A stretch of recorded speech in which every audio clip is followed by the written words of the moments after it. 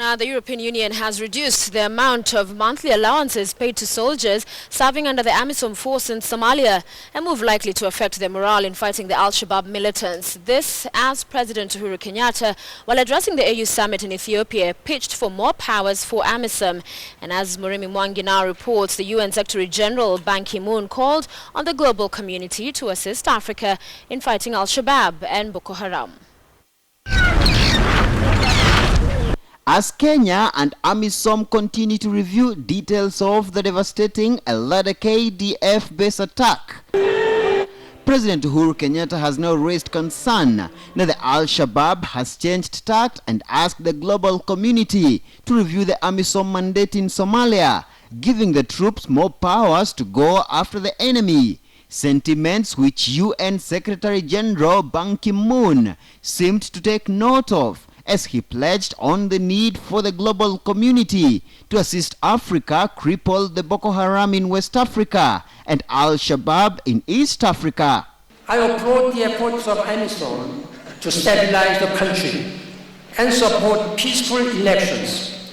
In the Great Lake Chad Basin, I welcome your support for the collaboration between countries affected by Boko Haram's campaign of terror. This as Department of Defense spokesperson Bogita Ongeri confirmed that KDF had relocated its Adde military base from ground zero of the attack to a new base, but is yet to redeploy soldiers there. Amisom Force Acting Commander Major General Nakibus Lakara earlier this week visited the ill-fated camp, where he indicated that Amisom troops were reviewing details of the attack to lay fresh strategies before embarking on a major strike back at the al-Shabaab. Amisom is not a peacekeeping mission. Amisom is a war-fighting mission. So from deployment, you know you've come to fight.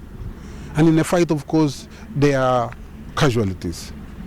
But what is important for Amisom is to ensure that those casualties are to the minimum. Bogita says KDF has redirected its efforts to track down soldiers who have been missing since the attack, and that the Department of Defense has not yet received any ransom demands from the al-Shabaab in regard to the missing soldiers, adding that KDF had completed recovery of all the bodies and that 80% of them had been positively identified. This even as more families drain in grief in the desperate search for their loved ones. We are emboldened to pursue this enemy to wherever he goes. And for the Somali people to note that this happened, but Amisom is back on the ground. But the Amisom force may now have hit a major roadblock in the war to liberate Somalia, after the European Union slapped the troops with a 20% pay cut. Amisom Chief Francisco Jose Madera has said the cut will have serious adverse effects on the morale of the soldiers. And this pay cut is a major blow to Amisom, which also needs state-of-the-art military equipment for the volatile mission in Somalia. Murimi Mwangi, KTN News in Nairobi.